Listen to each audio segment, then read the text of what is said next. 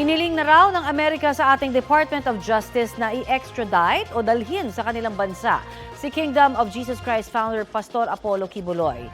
Ayon kay Philippine Ambassador to the U.S. Jose Manuel Romualdez sa GMA News Online, noong Hunyo pa ipinadala ng Amerika ang mga dokumento para sa extradition request. Sabi ni Department of Foreign Affairs Secretary Teresa Lazaro, hindi dumaan sa kanila ang extradition request kay Quiboloy. Sabi naman ni DOJ spokesperson Nico Clavano, kailangang dumaan muna sa DFA ang extradition request bago i-endorso sa DOJ.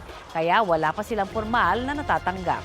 Wanted si Quiboloy sa Amerika dahil sa patong-patong na kaso laban sa kanya. Kabilang po ang conspiracy to engage in sex trafficking by force, fraud and coercion, sex trafficking of children, conspiracy at bulk cash smuggling.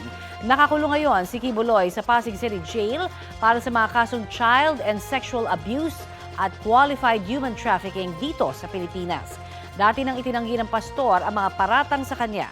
Sabi ng abogado ni Quiboloy na si Attorney Israelito Torreon, wala pa silang natatanggap na opisyal na dokumento. Sakaling totoo ngang may extradition request, sabi ni Torreon na hindi na ito kailangan dahil nakakulong na si Quiboloy. Dagdag ng isa pang abogado ni Quiboloy na si Attorney Ferdinand Topacio, handa raw silang ipagtanggol ang karapatan ng pastor. Panawagan ni Topacio, maging patas sana ang ating gobyerno sa paghawak sa mga kaso ni Quiboloy.